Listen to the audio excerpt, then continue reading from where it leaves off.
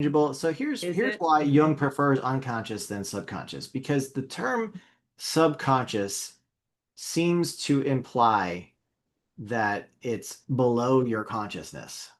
Like your Mhm. your your conscious self is somehow higher than your unconscious self. But when you really get into the theory behind the Jungian psychology, which I'm not really talking about in any amount of depth right now, what you learn is that the subconscious, as you call it, the unconscious, is actually what was there first Hmm. in all humans. It's primary, and the consciousness is not something that floats on top of the unconscious. The consciousness is like a bubble inside and surrounded by the unconscious. Hmm. Okay. So your unconscious completely encompasses your conscious self. So it's not a sub, it's the thing that you live in. Okay. It's All all right. around Thank you, you. above and below. So then I think our unconscious is very strong. The using that Huge. word. Yeah. Yeah. The unconscious and conscious together.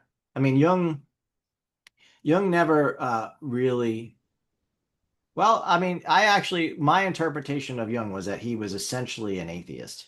Okay, but he was raised Christian, and he was able. He always said that he does not make any claims about religiosity or whatever's objectively out there. But what he says he does do is he talks about psychology.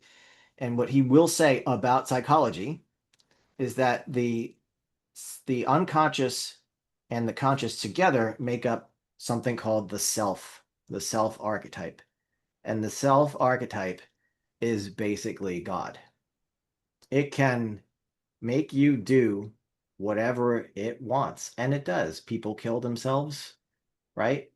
All the time. People do good things all the time. People do bad things all the time because that sum total of the self telling you to do something can be very powerful and make you do something. So, what we used to say in ancient times was, oh, this god or that god made me do it, or this god or that god, or this demon influenced me. There were demons in me. But the demons, according to Jung, are really just archetypes. They are archetypes, and every archetype has a good side and a bad side to it. They're all bipolar. Like the mother archetype, the mother will just as soon as the mother will nurture you and support you and love you, the mother will also suffocate you and destroy you and take you back into her as death.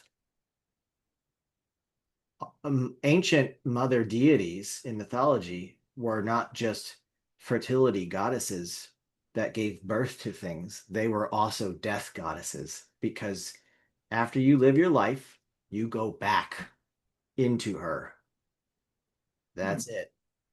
Right? So, uh, these archetypes, if you want to think of them almost like psychological gods that live in man or demons or angels or whatever your preference is, that's a good way to make an analogy about them because they are all bipolar. They have positive and negative sides, and they are all very powerful forces in that deep ocean. That's why I called you. Remember, I referred to them earlier in this talk as Leviathans.